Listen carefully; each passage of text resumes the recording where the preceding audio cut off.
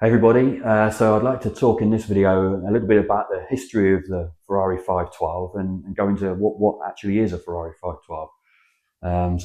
Some of you will know, but some of you might not know. It'd be useful, I think, to just discuss what it is. So basically, the Ferrari 512, 5 litres, the engine capacity, 12-cylinder engine. So it was designed in the winter of 1969, really as a response to Porsche's 917 sports racing car, which is one of the most fearsome racing cars ever produced. Incredibly quick, extremely dangerous, extremely difficult to drive. Ferrari was competing in the World Championship of Makes, which is now the World Endurance Championship. Ferrari had been extremely successful in the 1950s and 60s. With legendary prototype cars or cars based on road cars like the 250 GTO or 330 series of prototype cars. But it had just been beaten by Ford with the GT40 in the famous video. The films that you've seen recently probably know that story. So Ferrari was pretty keen to sort of get a bit of revenge. And when Porsche stepped onto the block really with their 5-litre car. Porsche had previously just been known for doing smaller engine, very lightweight sports cars, and now they were on Ferrari's turf really with the bigger engined prototype cars. So a response was needed, and Ferrari, to do this, ended up selling half of its company to Fiat, which is sort of well documented elsewhere, but really that the money from that sale went a long way towards the 512 project. And the Ferrari 512 was designed very quickly over the winter of '69 to be ready for the 1970 series, and it was really a bit of a rush job, I think. In all honesty, Ferrari were good at making prototype cars, and they used what's known as a semi-monocoque structure, which I can go into later on, which provides always a good car, slightly heavier than Porsche's 917, which was a space frame chassis, which was very lightweight, very complex, but very fragile as well. Those cars were not good to crash. The Ferrari was a bit safer, the semi-monocoque structure offering a bit more of a predictable scenario when it crashed, but not something you really want to think about really with these cars. But anyway, for 1970, Ferrari made 25 and they entered all the races for 1970 with a degree of success. However, really the 512 needed more time to be developed, and Ferrari's effort sort of switched towards the middle part of 1970 towards the next year's car, which would be a 3-litre car based on with an engine based on the Ferrari Grand Prix engine, which was also 3 litres. But for 1970, Ferrari made a massive effort to win Le Mans, which is well documented in an incredible film that Steve McQueen produced, the film Le Mans. Now, if you want to know what a 512 is all about and what that era was all about, watch that film, because that's real footage. And if you're not addicted by then, this probably isn't for you, but I mean, it's incredible really to see what those drivers did and what the cars were like. But Ferrari had a bit of a disaster in 1970 at the Le Mans race, with multiple works cars being eliminated from the race in the same accident and crashing into each other. Literally, I mean, you wouldn't have wanted to make that phone call to Enzo Ferrari after the 1970 Le Mans race. I mean, it was a real shame because Porsche were very dominant, it seemed, through that year, but there were lots of bad luck and mechanical problems for Ferrari. But anyway, so the 512s then, after Le Mans, really, I think he left a bit of a bad taste for Enzo Ferrari. And he switched his focus more to the next year, where they would enter the 312P to a high degree of success. It was probably not a bad idea, really, to focus on that. So the 512s were then used by, a lot of them were sold to a company to make the film Le Mans, and they were used in that, and they remained. So initially the car was designated 512 Sport, so 512S, and the remaining cars were sold to privateer teams, and they were raced for the rest of the season with privateers, with a degree of success, but not really. Porsche really beat them in 1970, pretty soundly. I think the 512 would have been far more competitive if it had the full works backing for the whole year. But basically what happened was Ferrari offered an upgrade kit to the customers with the Ferrari 512S to make it more competitive with the 512, with the Porsche 917 for 1971.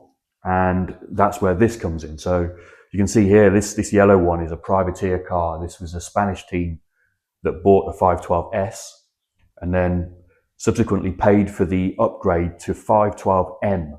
So M for modificata, so a modified 512S. So the majority of the 512Ss became 512Ms. So Ferrari didn't offer you a 512M from the factory. It was only a kit of parts, pretty much like what you see in my garage here.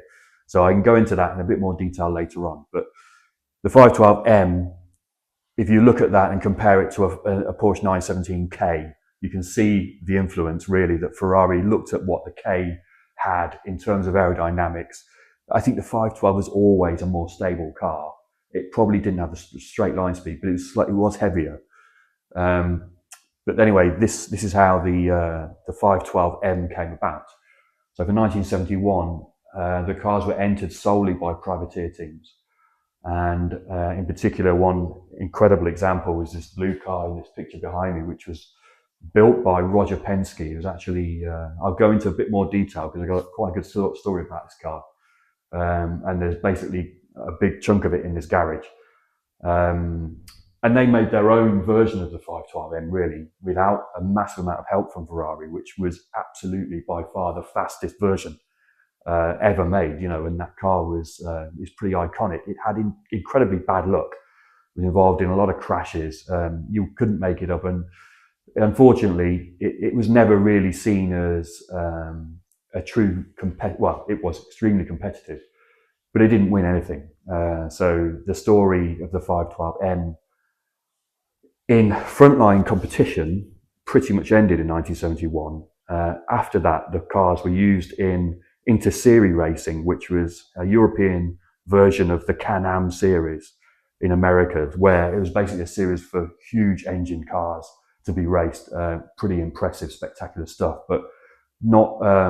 There were some very high-level teams in Inter-Serie, but a lot of the cars that were used in the previous year's championships ended up in Inter-Serie racing without much. They were basically, people were making parts for them to keep them going, and some of the cars looked a bit dilapidated, which I think is fantastic. Some of the scenes of Inter-Serie are absolutely incredible. And then the cars were sold to collectors through the 70s into historic racing. Cars were rebuilt and restored, and there's lots of arguments about what's original, which cars are which serial numbers. A lot of things changed in the 70s. It was a very different world in terms of how motor racing and with the divided Europe, or the non-unified, you needed to do customs carnets and things like that. So it's a very murky old business. I'm not going to get into that, but some cars were rebuilt, some replicas were made, with some recreations were built. When cars were restored, people stripped them down and thought, actually, maybe we could make a copy and sell it, which again is a bit controversial, but we'll go into that a bit later on. And nowadays the cars are absolutely treasured. Of the 25 that were made, I think there's something like 16 remain. There are many recreations available. Well, they're not available. Basically, there is a company that can make a recreation car, which is a complete copy, exactly the same. But they will only do that if you have an original car. So the people that own these cars, these are now multi-million pound cars. I think you'll be looking at about 15 to 20 million pounds for a 512. So this is serious stuff, and the collectors often have facsimile cars made to race, and that's extremely common nowadays. With the value of these historic cars is so high, you just can't risk racing a car. These could be 30 million pounds, and to race them properly, it's understandable that you would just have a copy made. So the company that makes the copies, I totally understand that they're not really that interested in selling parts to me, because I don't have, well, one, I don't have the money, I don't have an original car. This car that I will make isn't going to trouble the. It's something I feel extremely strongly about, actually representing the original car. This isn't going to do that. It won't have the original engine. It won't sound like a 512, which is a big part of it, understandably. So, that's not. There's no way that I could afford to do that.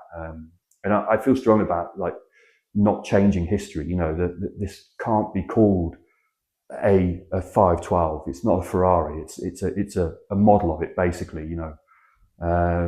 It annoys me when you see pictures on Flickr or on the internet of 512s that are clearly not. There's one in particular that, I have a lot of respect, because what I'm going to do, I understand the enthusiasm, but you cannot represent the car if it's not exactly right. It's just not right, because you say this is a 512 and it goes past you and it's clearly not a V12 or whatever, and you think, well, that it's not a 512, is it? So I'm being completely honest. This car will be basically a scale model, effectively, with an engine. It's not going to be called a 512. It can't be, really. Well, it could be, but it certainly won't be called a Ferrari. It certainly isn't going to be. If I went to a show, I would be really clear that this is a replica. It's not a real car. It doesn't sound. It won't sound like a real car. It just can't. If somebody wants to give me £750 of a million quid, I'll try and get an engine. But donation's always welcome, of course. But seriously, it's not going to be that. So it's not within my means. So anyway, how the hell did I get onto this? Yeah. Well, thanks for watching. And next episode, I think I'll talk about the engineering and how I'm going to go about doing this and what I've done already. So thanks for watching.